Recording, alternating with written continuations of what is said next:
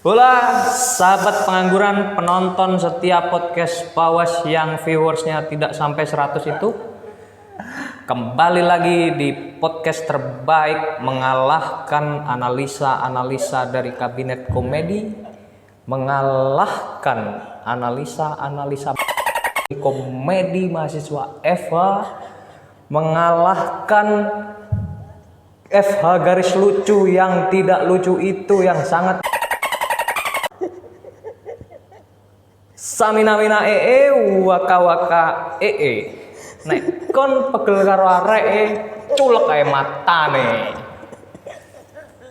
Mari kita mengheningkan cipta kepada mahasiswa-mahasiswi yang sampai sekarang belum sempro atau skripsinya masih mangkrak. Mengheningkan cipta mulai. Selesai. Saya membaca podcast Pawas hari ini. Selamat datang di kanal YouTube Celas. Seri konten Binal Bincang Pengalaman. Dan kali ini udah kedatangan Alvino. Udahlah, nggak apa-apa. Jadi Alvino ini udah 2 periode jadi DPM di FH dan tidak memilih untuk lanjut ke UNIF karena dia tidak punya suara di fakultas lain. Sama seperti beliau, tidak mau menyalonkan sebagai presma karena malas, karena tidak ada cita-cita baik untuk memperbaiki sistem birokrasi yang ada di universitas. Memang kacau. Enggak, aku mau mengawali cerita ini dari karena ini ya apa? Karena aku tahu kau juga ikut supporteran. Nah, sejak kapan? Supporteran. Kalau untuk lihat langsung itu dari 2016. Anjir, udah lama banget tuh. Ya, kalau lihat langsungnya. Kalau seneng-seneng sepak bola ya dari tahun 2008 lah mungkin. 2008 itu justru malah pernah diajak bapak sekeluarga itu nonton Persik Kediri. Karena Kediri sama kampungku kan dekat, cuma 45 menit. Itu kali pertama nonton langsung lah. Baru keduanya di tahun 2009 kalau nggak 2010 itu di ya stadion kampung sendiri lah, tim lokal. Itu. Apa yang seru dari nonton bola? Yang seru nonton bola itu ya seni sepak bolanya, teriak-teriaknya, apalagi buat ngelepas ini kan, ngelepas emosi-emosi yang ada di kepala kan, bisa teriak-teriak dengan bebas kan. Apa bedanya nonton bola di TV sama di stadion? Ya nonton bola di TV lu ada mak lu, ada bapak lu, teriak-teriak nggak enak bos. Ya kan kalau di stadion lu teriak-teriak, ngomong kotor mah bebas. Ya itulah meluapkan emosi-emosi yang ada di dalam kepalamu sendiri kan. Emang kalau nonton bola, kenapa alasannya mengeluarkan emosi? Berarti emang itu tuh jadi salah satu tempat untuk ngelepas stres dong? Iya emang sepak bola kan identik dengan tempat untuk melepas stres. Itu pikiranmu doang atau banyak supporter yang berpikir seperti itu? Ya beberapa lah mungkin, tapi kalau untuk mayoritas kan karena ini kecintaan dengan klub lah, karena ingin melihat prestasi-prestasi klubnya kan. Ya sebenarnya tujuan pertama kan juga itu, cuma kalau biasanya pertandingan atau liga udah berjalan dan klub itu berada di katakanlah klasmen yang tidak cukup baik kan, atensi untuk melihatnya juga mulai turun. Adapun orang yang melihat ke situ ya karena apa lagi selain untuk melepas emosinya kan, apalagi di pertandingan derby. Derby itu kayak kalau di Spanyol katakanlah Real Madrid lawan Barcelona, di Inggris Liverpool lawan MU, yang panas-panas gitu. Ya, yang panas-panas. Indonesia kayak Persija lawan Persib kan. Atensinya kan pasti tinggi itu, walaupun klasmennya juga tidak mempengaruhi banget kan. Itu sebenarnya sepak bola. Mahal nggak sih nonton stadion? Ya ngelihat klubnya, ngelihat stadionnya juga. Kalau di Arema sendiri paling kemarin 35.000 40 ribuan lah untuk tribun ekonomi, VIP-nya 100 sampai 150. Ya kalau Persija kan udah mulai beda. Karena klub ibu kota apalagi Persib pasti ekonominya aja sekitar 75 sampai 100 lah mungkin. Beda harga, Was. Dapat duduk nggak itu? Ya pasti dapat lah. Kan biasanya ada yang nggak dapat duduk. Atau sekarang dapat duduk semua? Ya, kalau regulasi sekarang memang harus disesuaikan dengan kapasitas stadion kan. Kalau kemarin kayak tragedi Kanjuruhan itu kan kapasitas stadionnya sebenarnya ya cuma sampai 25 sampai 30, tapi kan panitia penyelenggara itu mencetak 45 tiket karena ada tribun berdiri di situ. Jadi ya nggak semuanya dapat duduk gitu. Toh juga di kalangan Aremania sendiri kan masih banyak orang-orang yang suka buat nggak dapat duduk gitu, malah inginnya di tribun berdiri kan. Tribun berdiri itu gimana berarti tribunnya? Nah ini katakanlah tribunnya turun gini ya, dia di bawahnya sini. Oh. Jadi ada space, habis itu pagar. Kayak kalau di sport itu tiket festival. Ya, kayak gitulah. Kayak di konser kayak gitulah. Sebenarnya kita udah sering sih ngobrolin tragedi Kanjuruhan. Ya. Cuman yang paling pengen aku tanyain adalah apa perasaan yang masih nempel ketika menyadari bahwa lu secara pribadi pernah ada dalam situasi dan momen sejarah yang menewaskan banyak orang dan selamat. Perasaannya ya bersyukur selamat dari Bersyukur tragedi. ada. Oh, okay. Selamat dari tragedi itu kan bersyukur lah, maksudnya kan karena aku duduk di tribun yang mungkin tidak berpotensi menimbulkan banyak korban ya, jadi ya bersyukur. Tapi untuk perasaan yang masih melekat sampai saat ini pun juga masih nggak nyangka kan gitu. Ketika dengan bahagia berangkat menuju ke stadion, tiba-tiba pulangnya tragis kan perasaannya udah gak jelas itu. Ya mungkin perasaan-perasaan seperti itulah. Masih ada trauma nonton di stadion nggak? Enggak. Oh, enggak. Enggak. Kenapa enggak? Sepak bola itu udah mendarah daging, Mas, di diriku. Jadi Nggak bisa lepas lah dari dunia-dunia sepak bola. Ya kemarin aja nonton PSIM pun aku masih nonton gitu kan. Tapi regulasi di PSIM sendiri udah bagus lah, jauh lebih bagus daripada regulasi-regulasi yang ada di Arema sendiri kan. gimana tuh? Bagus. Maksud bagus tuh. Arema itu cek supporternya lah. Itu cuma dari satu tahap masuk ke stadionnya. Kalau PSIM di areal stadionnya itu ada cek dulu. Ribet dong. Iya, nggak boleh bawa rokok, nggak boleh.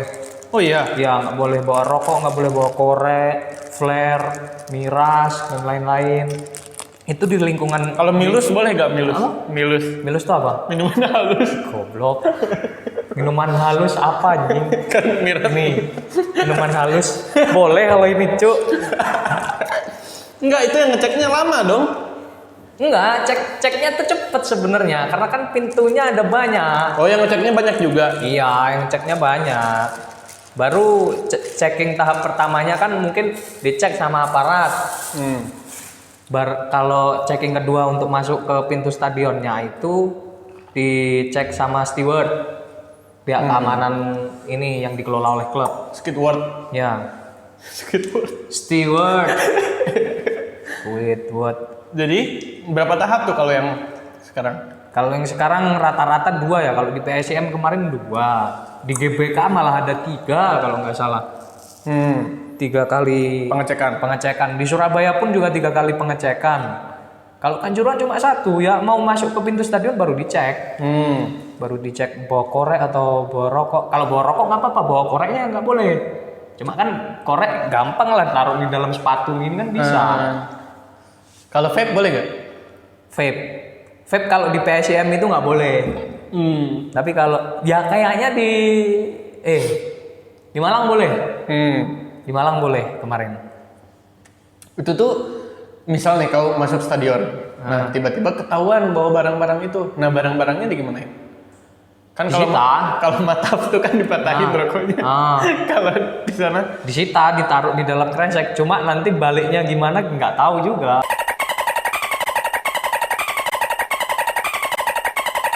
Tai emang. Nggak trauma berarti lihat polisi? Lihat polisi. Maksudnya kan kejadian Kanjuruhan kan tidak lepas dari peran aparat keamanan gitu. Ya. Nah ketika ngelihat aparat keamanan tersebut, meskipun ada kemungkinan orangnya beda, ketika ngelihat orang-orang tersebut di stadion atau di jalan itu ada, aduh anjing takut ditembak gas air mata, ada nggak kayak gitu? Kalau ditembak gas air mata mah sekarang udah biasa, Was. Yo. Maksudnya rasanya kan udah tahu. Kalau penilaian terhadap polisinya aja sih yang emang bener-bener drastis. Iya, Po. Ya. Awalnya gimana emang? Ya awalnya sebenarnya udah ada penilaian yang kurang baik. Begitu ada tragedi Kanjuruhan ya udah lost respect aja sekarang sama polisi itu. Oh, gara-gara kejadian Ya. tersebut. Ya walaupun nggak semuanya ya. Ya. Cuma beberapa. Ya. Berarti kejadian berdarah tersebut meskipun tidak bisa dilabeli sebagai kejahatan HAM berat, pelanggaran HAM berat, itu sama sekali tidak memberikan apa ya? Kan orang beda-beda ya. Kalau aku dengar tuh ada yang memang sangat bukan benci, sangat tidak respect terhadap Arema, terus Ya. ada yang bahkan tidak mau apa istilahnya tuh kalau pemain tuh kan gantung sepatu, kalau supporter Gantung shawl. gantung shawl. Shawl. Nah, jadi nggak mau nonton lagi ke stadion. Nah, kira-kira orang-orang tersebut tuh memang mengalami, menurutmu sendiri ya, atau ada teman-teman yang kayak gitu, itu tuh karena mereka memang trauma atau memang sudah tidak menaruh respect lagi dalam sepak bola Indonesia? Sudah nggak menaruh respect lagi terhadap sepak bola Indonesia, khususnya dengan klub yang dia dukung. Kalau aku sendiri ya masih mencoba untuk respect kan dengan sepak bola Indonesia, karena itu mungkin bagian dari hiburanku. Makanya aku kemarin kan lihat PSM. Tapi untuk melihat Arema sendiri itu udah nggak mau. Udah nggak mau? Udah nggak mau. Untuk saat ini udah nggak mau karena apa? Manajemen dari Arema sendiri itu tidak terlibat secara penuh dalam usut tuntas yang dilakukan oleh supporter-supporternya. Justru manajemen Arema itu memenjarakan supporter-supporternya Karena kemarin waktu aksi di kantornya itu ada rusuh dan ada 8 tahanan lah Arema Malang yang dijebloskan ke penjara sama manajemen Arema. Jadi udah hilang respect lah di situ untuk Aremanya sendiri. tapi dari segi supporter ya, maksudnya kan supporter itu ada kelembagaannya sendiri.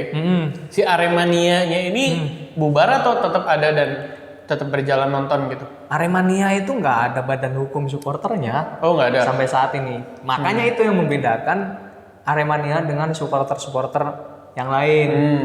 Kalau katakanlah di BCS Sleman, itu ada badan hukum supporternya, ada ketuanya, ada strukturalnya. Arema itu nggak ada, no leader just together aja. Ya itu justru yang membuat Aremania sampai saat ini bingung untuk menentukan sikapnya. Kayak gitu.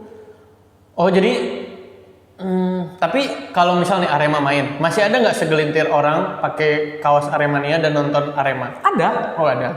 Itu supporter-supporter.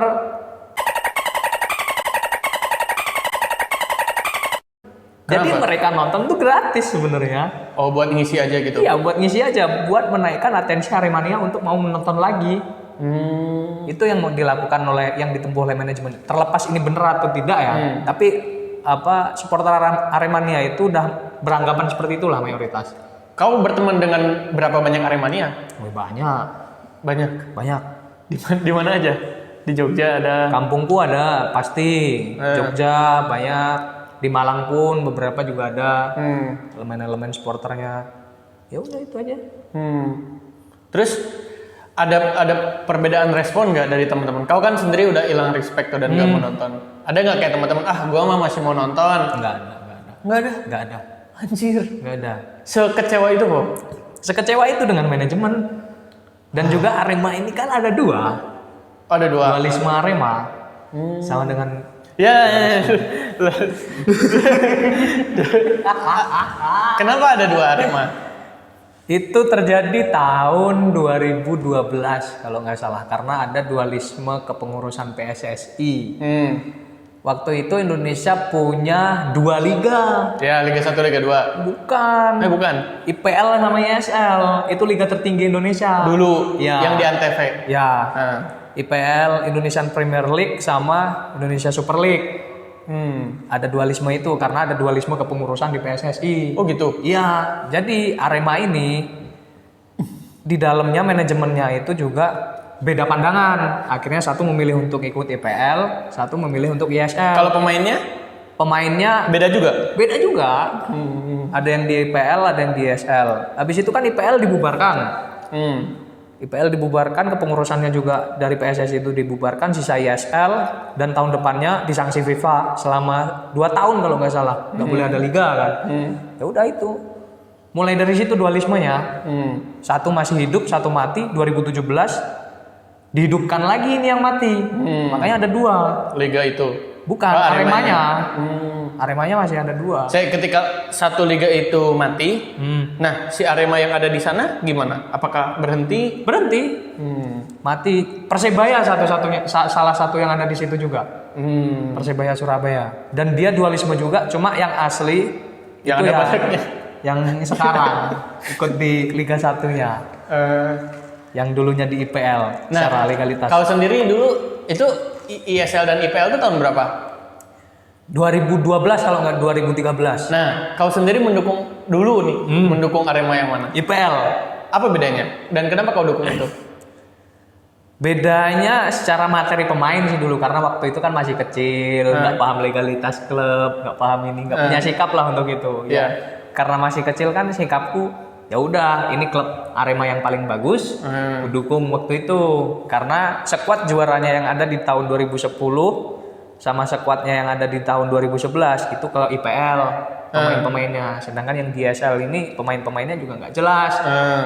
Pernah di juru kunci juga kan waktu di ISL. Saya yang mati itu tadi ISL kan? Di IPL. Oh IPL. Jadi kau kecewa dong?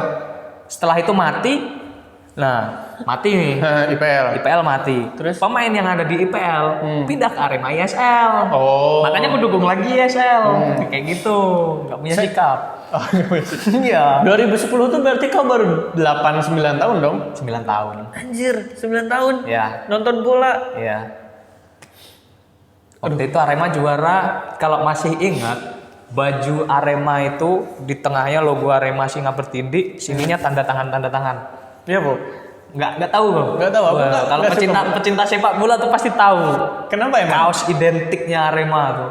Kok bisa identik? Maksudnya kenapa ada tanda tangan? Tanda tangan pemain. Semuanya? Iya. Anjir. Jadi di sini logonya di tengah ini. Habis itu sini tanda tangan pemain. Itu kan buat official klub waktu itu. Cuma dipasarkan. Dan itu menjamur. Banyak orang yang nggak suka Arema jadi suka Arema gara-gara kaos itu juga ada. Keren berarti. Keren ya. Eranya Arema waktu itu emang gila. Emang ini ya, sorry, karena kau sudah mengikuti sepak bola dari kecil ya berarti kan? Berarti emang entertaining wahana hiburan yang utamanya pada saat itu nonton bola? Iya. Sama main bola juga nggak? Iya, main bola.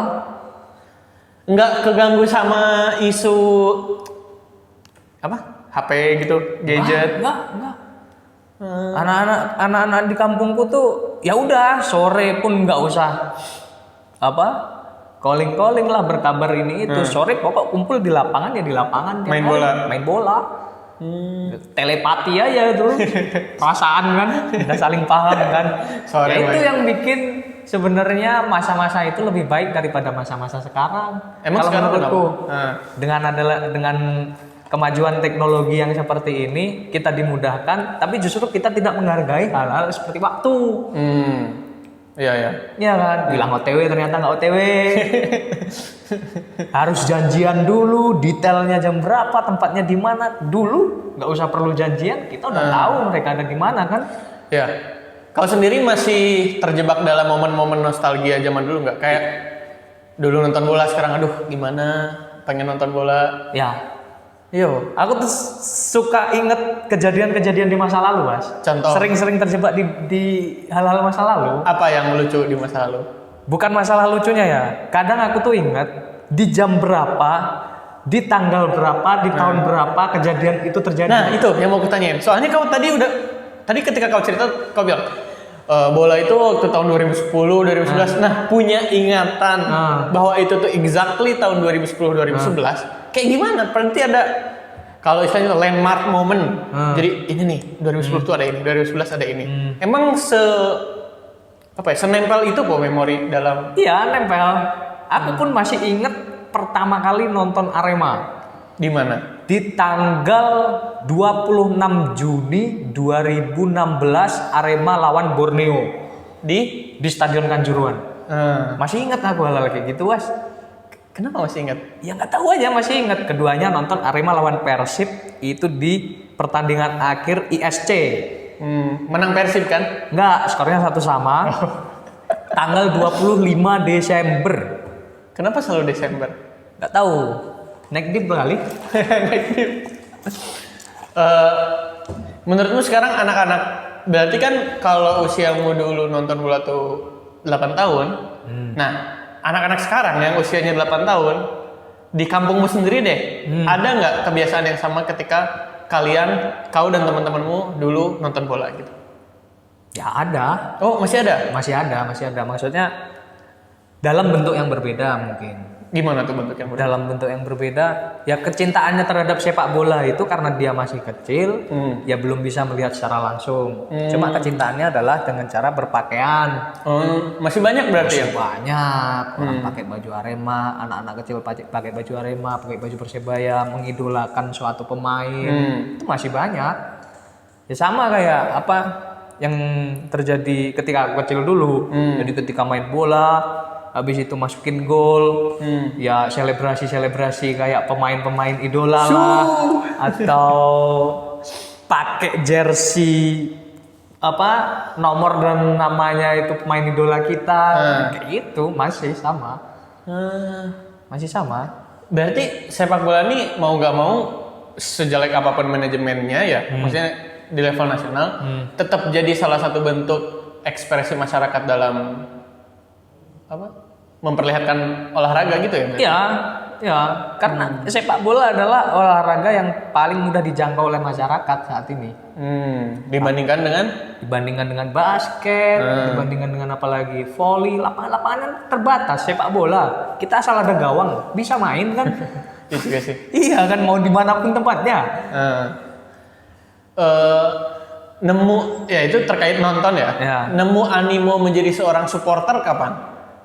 Animo ya di supporter. Jadi kayak pokoknya harus datang barengan, banyakan naik bis atau naik apa gitu ke stadion nonton bareng-bareng. Nah, dari kapan itu? Sebenarnya kalau aku lihat bola naik bis itu nggak pernah. Oh, nggak pernah justru. Pernah. Tapi kalau untuk animonya mungkin ya waktu pas SMP lah, kelas 3 SMP itu udah mulai nemu animonya. Setelah pertama kali lihat, karena waktu itu motoran sama abang, karena abang lagi pulang dulu kuliah di sini juga, abang lagi pulang, habis itu ya udah diajak nonton, wih seru ternyata. Karena dulu cuma lihat di sosial media kan, di Facebook, di Instagram gitu kan. Sebenarnya aku lihat seru di situ, habis itu merasakan langsung, oh ternyata lebih seru. Setelah itu baru pertandingan selanjutnya beberapa bulan setelahnya lah ngajak teman-teman berapa orang ya kalau nggak salah tuh sekitar 5, tapi naik kereta. Nggak berani dulu naik motor sendiri. Bukan nggak berani, nggak boleh. Nggak boleh. Nggak boleh. Kenapa isu tentang sepak bola sampai harus dibikinin skripsi? Ya, sepak bola itu sebenarnya punya atensi yang tinggi di masyarakat. Iya. Tapi masyarakat itu sendiri masih belum banyak yang tahu tentang hak-haknya sebagai supporter sepak bola. Oke. Maka dari itu terpantiklah aku buat bikin skripsi yang setidaknya mudah untuk dibaca masyarakat nanti, agar mereka tahu setidaknya hak-hak mereka dalam menjadi supporter itu seperti apa. Itu sebenarnya tujuannya. Berarti kau emang bikin skripsi yang mudah dibaca nantinya? Ya insya Allah gitu. Kan di UMY sendiri ada beberapa tokoh dosen yang identik lah dengan sepak bola, Pak Firosa dan Mas Jun lah. Seberapa banyak pengaruh tulisan-tulisan mereka terhadap skripsimu? Nah, paling besar itu sebenarnya. Oh, paling besar. Paling besar. Karena ini yang kemarin tuh waktu kita ngadain nobar kanjuruhan tuh, habis itu kan dikasih artikel jurnalnya lah, artikelnya aku baca. Nah, itu hampir mungkin 100% ku ratifikasi menjadi skripsiku. Paling di angka 80%-an lah. Cuma ubah-ubah kalimatnya gitu. Mohon maaf Bapak, saya citasi jurnalnya. Nggak apa-apa. Karena emang bagus. Oh, bagus. Bagus. Apa yang didapat dari tulisan itu? Di tulisan itu, pertama, heran aja aku sebenarnya. Dia nulis di 2019 gitu. Tragedi kapan? Tragedi 2022. Tapi relevan gitu dengan tragedi Kanjuruhan tuh. Pertama mitigasi bencana. Yang kedua ya intinya sebenarnya mitigasi bencana sih. Mitigasi bencana tuh MC itu apa? MC dalam pertandingan sepak bola itu biasanya cuma menyampaikan berapa penonton yang hadir, berapa. Oh, ada MC-nya? Ada. Terus berapa penonton yang hadir, terus berapa pedagang asongan yang hadir, yang datang ke situ. Ya udah itu aja. Nah, Pak Filosa sama Pak Jun itu menyayangkan bahwa kenapa di Stadion Indonesia itu MC tidak menyampaikan di mana ruang-ruang evakuasi jika terjadi bencana. Itu. Terus kedua, minimnya stadion di Indonesia, terutama stadion-stadion di bangunan yang lama, itu nggak ada pintu evakuasi yang pas. Kayak di Kanjuruhan pintunya curam. Untuk menuju ke pintu evakuasi yang besar itu harus lompat. Nggak ada jembatan untuk diakses ke sana kan. Ya itu sebenarnya poin-poin yang disampaikan. Di tulisan itu. Iya. Oh, berarti emang seharusnya tanpa kejadian Kanjuruhan pun dengan orang membaca tulisan itu atau pejabat publik itu aware bahwa ini tuh ada yang keliru gitu. Iya. Diperparah dengan tragedi tersebut. Sampai saat ini sebenarnya kalau dalam lingkungan tuh nggak sesuai AMDAL lah sebenarnya stadion-stadion di Indonesia tuh. Yang sesuai itu paling cuma JIS, GBK, Manahan. Kau pernah kesana emang? Enggak, itu disampaikan sama ini yang wawancara aku di Bola Sport kemarin. Karena dia ternyata juga mau mengkaji tentang itu. Dia nanya tentang pintu-pintu Kanjuruhan. Ya itu, kemudian diceritain Manahan itu udah oke, pintunya lumayan lebar, terus seenggaknya ada sirine kebakaran. Itu juga harus ada. Gimana suaranya?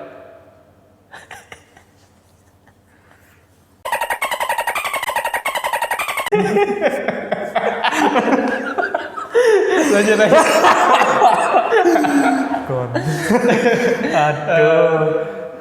Berarti emang sepak bola tuh rumit dan perlu orang yang punya kecakapan dan tanggung jawab tinggi untuk menjalankannya. Ya. Meskipun ini hanya permainan. Ya. Perlu ada tanggung jawab.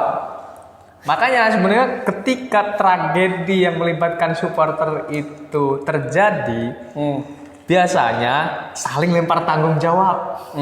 Antar penyelenggara. Ya, antar penyelenggara lempar tanggung jawabnya ke PT LIB-nya, PT Liganya lempar ke PSSI, PSSI-nya lempar lagi ke penyelenggaranya, penyelenggaranya habis itu paling lempar lagi ke aparatur keamanan, itu saling lempar aja. Nah, kalau ini fenomena ini aku dengerin podcastnya Panji kan. Jadi saling lemparnya tanggung jawab itu adalah karena di Indonesia ya biasanya ada istilah ini merupakan tanggung jawab bersama. Nah, tapi ketika diomongin tanggung jawab bersama, jadi nggak ada yang bertanggung jawab sama sekali.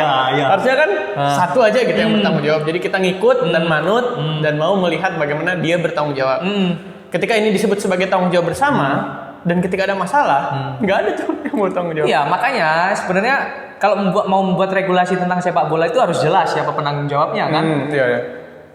Ya kayak gitu. Untungnya di undang-undang keolahragaan itu ada apa? Undang-undang. Makanya itu skripsiku kan bahas itu di pasal 55 ayat 5 bahwa sebenarnya hak supporter itu mendapatkan rasa aman dan nyaman baik di dalam maupun di luar stadion yang dijamin oleh panitia penyelenggara. Detail di situ. Makanya kemarin waktu tragedi Kanjuruhan ya panitia penyelenggaranya kena. Cuma kan aspek-aspek yang dilakukan oleh panitia penyelenggara itu bukan pure kesalahan dia sendiri kan, pasti melibatkan kesalahan-kesalahan orang lain juga. Makanya pihak kepolisian ada yang ditangkap juga, dijadikan tersangka. Terus apa lagi kemarin? Agak lupa aku. Itulah. Ya, terus gimana caranya bisa dapetin suara terbanyak di pemilu FA yang pertama? Hei, anggota-anggota dewan periode ini, ada yang dapat 141 suara nggak? Enggak, aku nanya tuh gini soalnya waktu kau kan dari Agis kan, nyalon, kau nyalon. Nah itu tuh sangat ada ratusan orang yang milih tuh, terlepas dari mungkin proses politik kampanye gitu-gitu ya. Berarti kau tuh punya rekam jejak yang bukan rekam jejak sih. Berarti kau tuh punya history bahwa kau tuh kenal sama banyak orang. Nah, gimana caranya supaya si ratusan orang ini mau milih kau dan apa ya? Ya itu aja sih. Kenapa bisa sampai segitu? Aneh sih. Aku aja ya. Nyadar ketika Nyagup kemarin, elektabilitasku siapa yang mau milih saya dan mengenal saya gitu. Kalau nggak dibantu sama Kiki. Nah, karena Dewan ini individual kan ya. Nah, dapat suara kayak gitu tuh untuk dikenal baik sama banyak orang dan orang mau buang-buang waktu untuk milih kau tuh gimana? Apakah kau emang di tongkrongannya nih sangat-sangat plural gitu ke kelompok masyarakat ini? Mas, waktu itu kalau kita bicara masalah pemilihan ya, kita emangnya kan waktu dulu kuliah masih belum offline juga kan, kuliah masih online kan. Emang aku sejauh mana dikenal sama orang? Enggak lah. Tapi ada beberapa cara yang kutempuh. Pegang stakeholder. Oh itu. Ya. Kalau kata ini apa? Menggunakan Thomas, tokoh masyarakat. Iya, menggunakan Thomas, pakai stakeholder.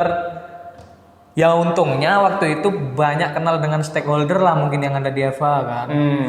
Ya udah, aku minta doa dan dukungannya, coba gini. Ternyata dia mau bantu. Ya udah. Nah, kenapa orang itu mau bantu? Karena ada hubungan emosional yang baik denganku lah. Caranya gimana? Maksudku ketika gini ya, karena pada saat itu kondisinya kapan sih pemilu pertama tuh 2021. Ya, 2021. Kita kan angkatan 20. Setahun ini kuliah online. Nah, kau sendiri mendapatkan kenalan stakeholder tersebut dari mana? Kan aku udah di Jogja sejak awal. Oke. Udah sejak semester 1. Coba untuk cari teman, cari relasi. Ya alhamdulillah dapat. Stakeholder itu khususnya orang-orang yang ada di komisariat. Yang waktu itu menjabat Kapit, Sekbid, angkatan 18. Itu masa cair loh angkatan 18 itu sebenarnya. Waktu itu. Karena dia waktu kita pemilu udah masuk masa skripsian kan. Itu yang memanfaatkan.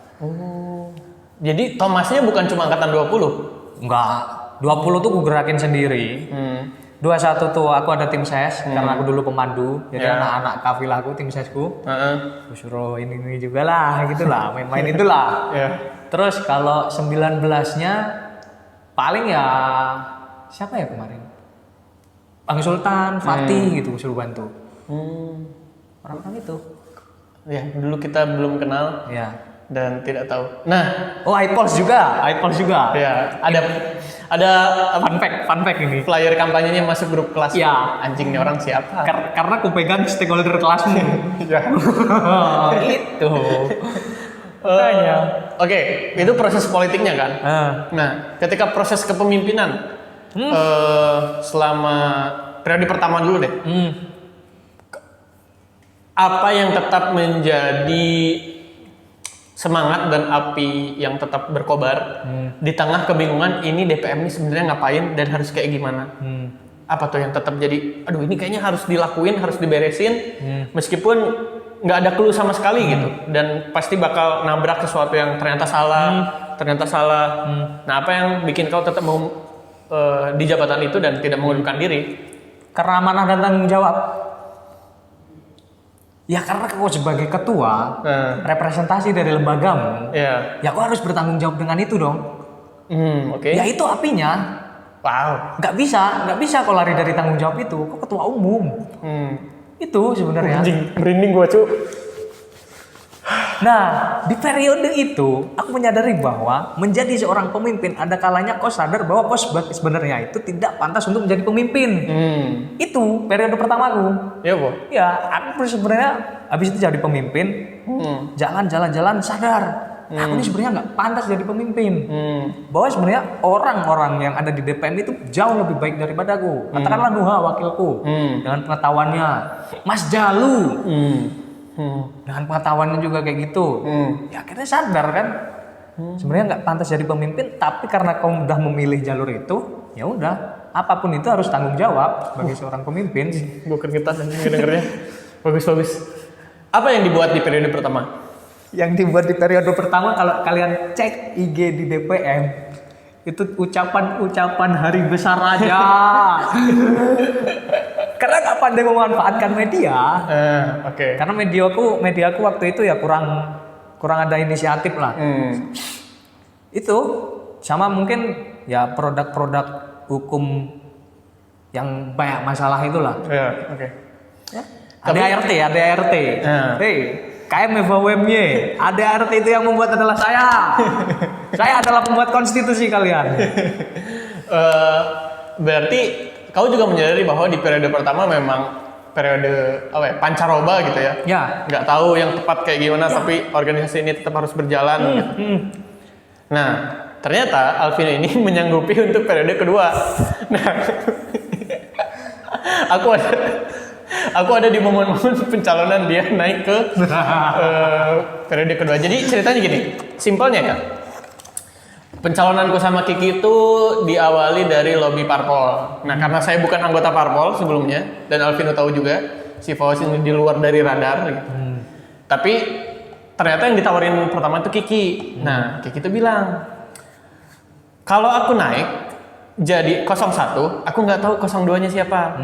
Tapi kalau aku 02, aku pengen 01-nya Fawaz.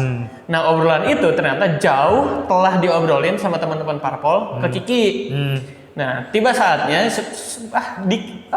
bentar banget sedikit ke waktu-waktu pencalonan, aku di lobi sama parpol. Bahas gimana terus aja nanyain pandangan-pandangannya kayak gitu kan. Terus yaudah, simpelnya gini, aku cuma mau maju kalau sama Kiki. Terus tembus tuh mereka. Terus ternyata Kiki udah ditawarin duluan. Jadi satu-satunya pilihan agar aku mau maju dan bersama Kiki adalah Kiki di 02. Karena dia mau 01-nya aku. Nah, gitu kan. Lobby-lobby itu justru aku nggak tahu. Oh ya, Po? Nggak tahu. Oh. Anjing, licin juga ya. Nggak tahu. Karena saat itu kan jauh dengan parpol juga, jauh dengan anak-anak juga, karena harus menyelesaikan apa yang ada di DPM kan. Iya, benar-benar. Ya itu semuanya sebenarnya banyak yang kuselesaikan sendiri juga. Nah, ketika kau ngerasa bahwa di periode pertama itu masih banyak hal yang harus diperbaiki, bukannya langkah yang taktis adalah meninggalkan organisasi tersebut dan biarin orang yang ngurus. Nah, kenapa kau milih? Kayaknya harus gua lagi deh. Terlepas dari dorongan ya, ini kau sendiri kan ujung-ujungnya yang memutuskan gitu. Nah, aku pengen nanya, kenapa kau sendiri yang memutuskan untuk oke lah gitu. Salah, Was. Kalau semisal kita membuat kesalahan habis itu berhenti, nah, tebus dosa-dosamu kemarin. Oh gitu, Po? Iya. Aku tebus dosa-dosaku kemarin. Itulah motivasi yang membuatku mau untuk naik lagi sebenarnya. Karena kan kulihat, kupikir orang yang cakap untuk memperbaiki itu semua selain aku nggak ada. Pada saat itu nggak ada. Siapapun itu nggak percaya aku sama orang. Karena dia nggak tahu kesalahan-kesalahan yang ada di DPM itu sebenarnya apa masalah fundamentalnya. Dan aku tahu semuanya. Makanya awal-awal setelah dilantik, katakanlah kita dilantik kemarin tanggal 25 Desember. 26 public hearing kemarin. Itu yang bikin aku pusing anjir. Nih organisasi cepat banget ini. Ya. Sehari setelah dilantik public hearing, langsung bahas oprek staff, kita oprek staff cepet. Semuanya langsung kerja enak. Gitu. Aku saranin, kayak katakanlah di komisi A aspirasi, coba buat ini, kesalahan kemarin itu ini. Habis itu di komisi B legislasi. Ini masalah peraturan. Aku nggak mau diksi undang-undang. Aku nggak mau diksi perda. Aku pikir apa yang cocok, perma, peraturan mahasiswa. Pakai istilah perma. Kemarin masalahnya di aspek formilnya perbaiki itu. Jadi semuanya 6 perma 3 NA dalam satu periode. Tidak akan pernah terjadi di periode selanjutnya.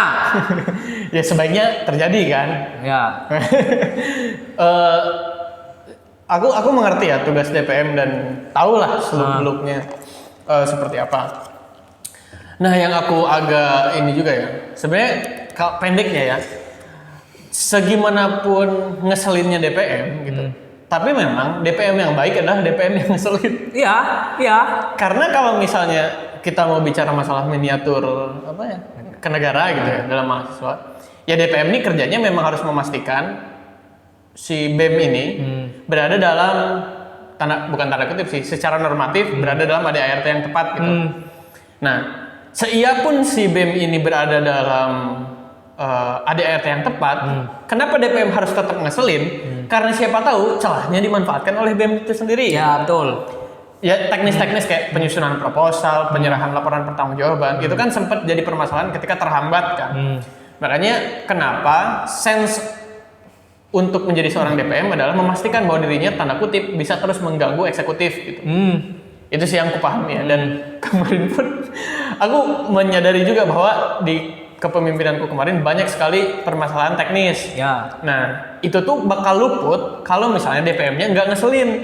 Tapi karena DPM-nya ngeselin, perkara teknis tanda tangan aja kena gitu. Teknis tanda tangan kena terus. Udah berapa kali kok aku marahin kan? Ya. Itulah. Udah sering. Cara administrasi kan. Iya. Nah, tapi memang check and balance-nya hidup gitu. Ketika di BEM, apalagi divisi pengawasan, salut sekali saya. Terima kasih sudah menggembleng ya BEM dalam periode ini untuk tetap berjalan meskipun berbeda dari rencana awal gitu.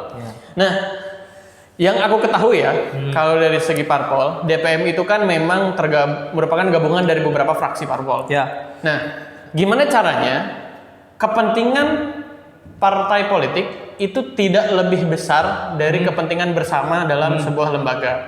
Kadang kan kalau kita lihat di politik nasional misalnya, kadang kan kepentingan partai politik itu melebihi kepentingan kelembagaan. Betul. Nah, cara yang tepat untuk ngasih tahu bahwa orang-orang dari masing-masing perwakilan parpol ini, oke, kalian berasal dari parpol, kami sadar bahwa kalian punya kepentingan, tidak apa-apa, tapi jangan sampai kepentingan tersebut melebihi kepentingan bersama. Nah, cara ngasih taunya yang pertama kali gimana? Aku mulai dari seorang ketua umum dulu ya. Ketua umum harus bisa merepresentasikan bahwa dia bukan seorang petugas partai.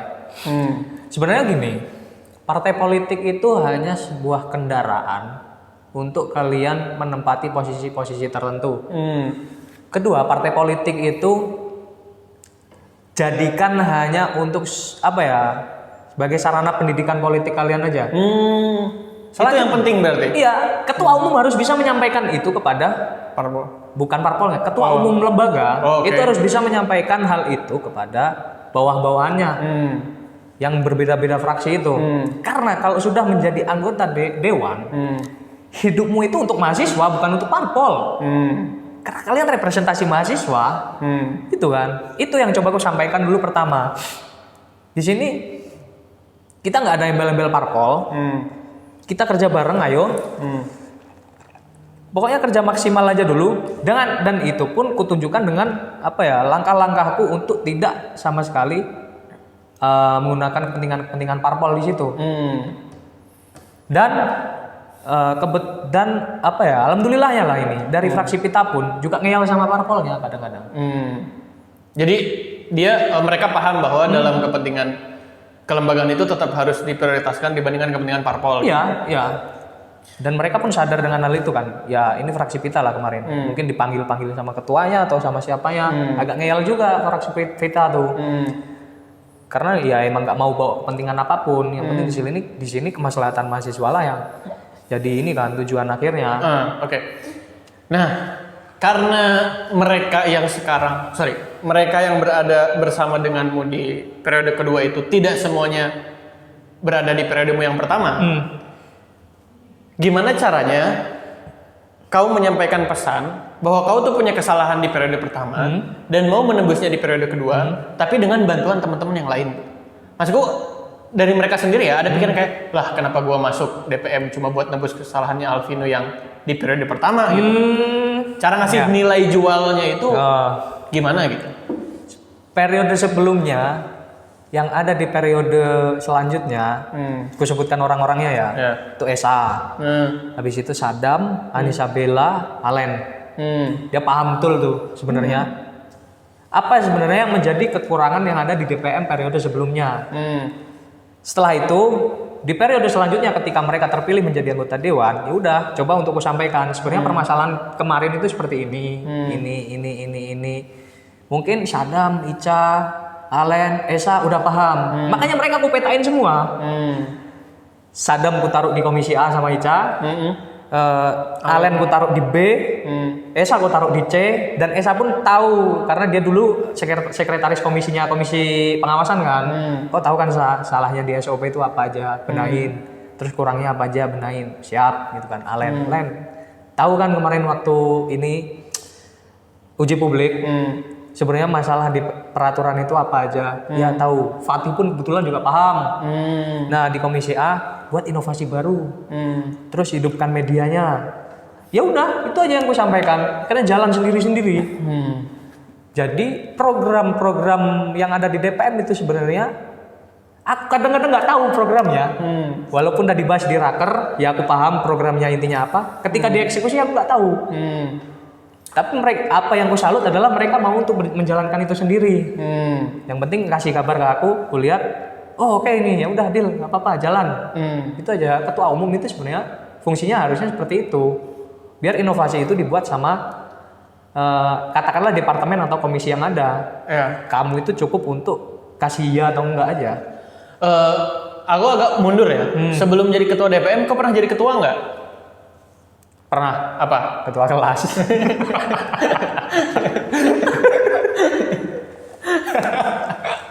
Ya nggak apa-apa. Aku tuh mau tanya gini.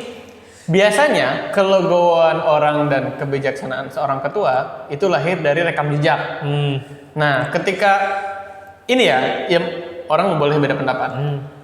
Cuman aku mikirnya tingkatan tertinggi seorang ketua adalah memberikan kepercayaan penuh kepada anggotanya. Nah, kadang-kadang ketua tuh overthinking gitu. Ketika misal orang-orang yang berada dalam timnya itu tidak dia kenal sebelumnya, tidak dalam satu urusan sebelumnya, jadi nggak tahu gitu. Nah, caramu mendistribusikan kepercayaan itu dan mengakui bahwa ada sebuah resiko, tapi tetap oke lah aku percayain aja. Itu lama nggak sih mikirinnya? Ya harus melalui satu periode dulu.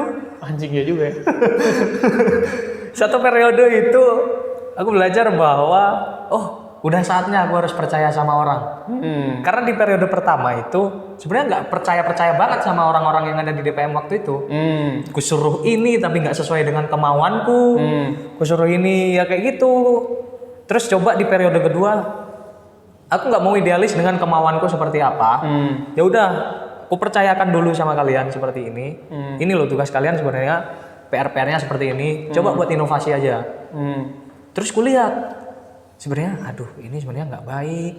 Waktu di komisi A itu up talk lah menurutku. Aspirasi talk tuh yang wawancarain orang-orang. Kalau kayak gini sebenarnya aspirasi tentang apa ya jatuhnya kan gitu kan. Penyadaran tentang apa yang ingin disampaikan ke mahasiswa kan. Ya udahlah, coba aja dulu. Kalau nanti kularang, nggak boleh. Takutnya nanti mereka nunggu aku, nunggu aku buat ini gimana programku gitu. Jadinya aku harus mikir. Itu. Ya udah, aku kasih kepercayaan aja, buat aja suka-sukamu. Oke. Pertanyaan terakhir ya mungkin. Karena diskusi terkait student government ini tidak habis-habis, tidak akan pernah habis dan dialektikanya akan terus berjalan gitu. Ada nggak yang masih hal fundamental yang pengen kau kasih tahu gitu, entah ke kelembagaan DPM di EVA atau kelembagaan DPM di UNIF, supaya ada hal atau beberapa hal fundamental yang harus dibenahi dulu supaya nanti kedepannya dialektika dan dinamisme yang berjalan itu sesuai pada tracknya gitu. Apa kira-kira yang harus dipertahankan atau dibuat? Yang pentingnya itu apa? Di EVA kalau menurutku udah nggak ada ya sekarang ini. Kita bicara UNIF aja lah sekarang. Pertama, ubah DART itu jadi UUD. Oke. Undang-Undang Dasar. Iya. Sistem pengubahan UUD-nya itu bukan melalui SU. Tapi ketika diusulkan itu penting untuk diubah. Oke. Jadi setiap SU itu nggak usah diubah. Nggak usah diubah. Biar dia jadi aturan yang paten untuk kemudian menjalankan ini fungsi-fungsi lembaga lah. Itu dulu pertama. Kedua, Mahkamah Mahasiswa tuh nggak perlu sebenarnya menurutku. Ya apa yang udah kau sampaikan kemarin kan, itu rasional juga. Kedua, sebenarnya yang paling penting adalah struktur yang ada di DPM. Kalau menurutku, struktur yang ada di DPM itu sebenarnya salah kaprah sekarang. Karena kalau bicara tentang komisi hari ini itu sebenarnya bicara tentang fungsi.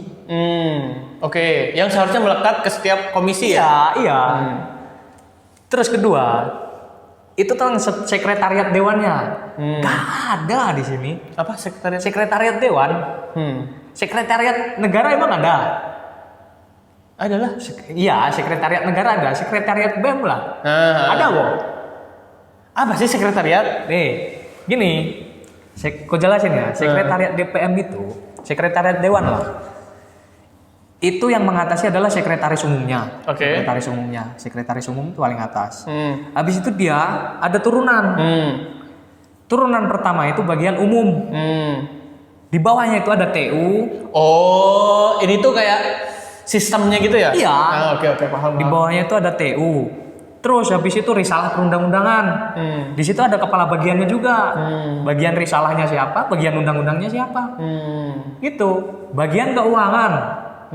Yang ngurusin masalah-masalah uang. Jadi bendahara tuh sebenarnya nggak ada di DPM. Di Dewan tuh nggak ada. Nggak ada istilah bendahara gitu? Nggak ada istilah bendahara. Ada 4 lah kalau di sekretariat. Seenggaknya itu nanti yang bisa membuat administrasi yang ada di lembaga itu jalan. Oke. Karena mereka punya tanggung jawabnya masing-masing.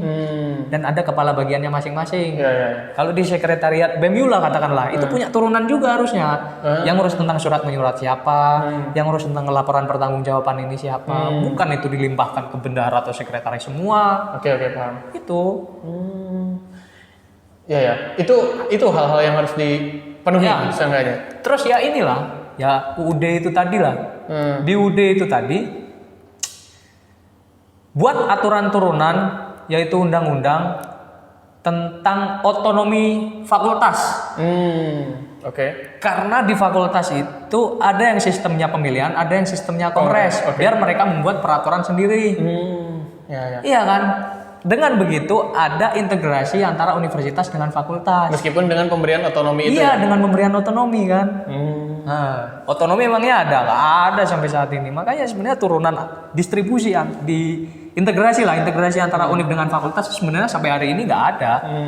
Itu yang penting itu undang-undang tentang otonomi. Terus yang ketiga mungkin ya dengan P3 lah. Peraturan ya, perundang-undangan. Habis itu baru semuanya disesuaikan bagaimana cara membentuknya, undang-undangnya. DPMU.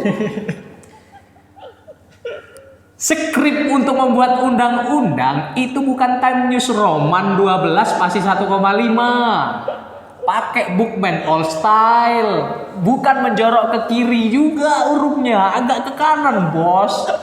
Gak enak itu dibaca undang-undangmu. Aduh. Naskah akademiknya mana? Nggak ada kajiannya itu. Aduh, kacau undang-undangmu. Nggak. Harusnya pemilu hari ini itu.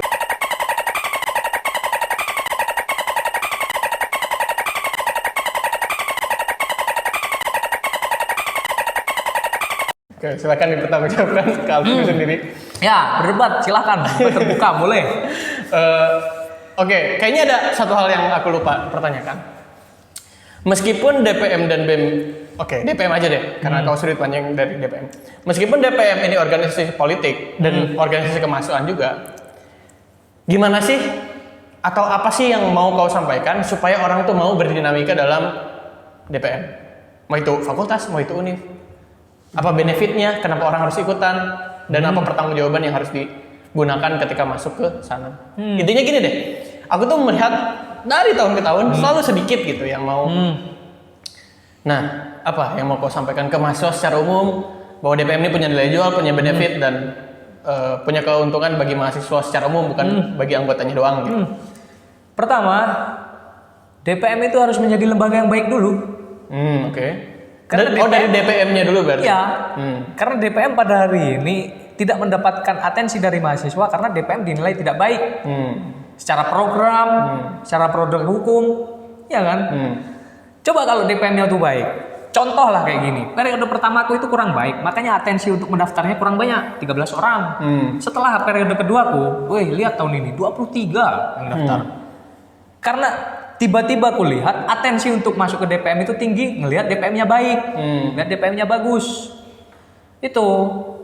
Nah, orang itu sebenarnya gak mau lah, kurang mau untuk memperbaiki apa yang sebenarnya rusak di DPM. Makanya atensinya gak ada.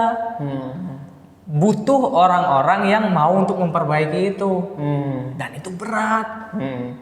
Makanya atensinya gak akan naik kalau kayak gitu ya. Tapi untuk saat ini aku coba untuk percaya kepada DPMU karena mungkin anak FH yang naik di sana itu ada sekitar 4 kalau nggak 5. Zulfikri itu, Bagas, ya kan. Ada harapan ke mereka berarti? Ada harapan? Ya, kulihat masih ada harapan lah. Dan mungkin mereka nanti juga ini coba-coba nanya kan ke aku, ini apa yang perlu diperbaiki, jadi bisa lah buat kutuntun ini yang perlu kamu perbaiki, ini gitu. Baru di tahun selanjutnya jadi bagus deh. Jadi bagus, atensi udah mulai naik. Terus kalau semisal pendaftar itu tidak tidak sesuai kursi yang ada, pakai aja Senlik. Oke. Kewenangan parpol untuk kewenangan parpol untuk mengirim harus penuh. 33 kursi itu ya? 33 kursi harus penuh. Bukan dan itu harus dikirim tiap fakultas, itu harus ada wujud representasi itu ya? Iya, wujud representasinya. Atau seenggaknya untuk maju ke DPMU tahun depan itu melalui sistematika ini, dapil. Jadi pencalonannya lewat per fakultas saja. Jadi yang milihnya cuma fakultas itu toh? Iya. Bisa jadi tuh. Iya kan? Supaya banyak kursi yang terisi kan? Iya. Dan orang-orang terbaik dari masing-masing fakultas. Iya. Boleh tuh? Iya. Dibuat per fakultas gitu kan, pemilunya nanti katakanlah dibuat offline, TPS-nya ada di tiap-tiap fakultas. Biar mereka fokus buat ininya nanti pencalonan, kampanyenya cukup di fakultas aja kan, nggak usah keliling-keliling ke univ. Itu sih sebenarnya wacana-wacana yang bisa aku sampaikan lah. Oke, itu aja. Terima kasih sudah mau ditanya-tanya terkait bola dan kedewan-dewanan. Alvino, dadah. Dadah, podcast buruk.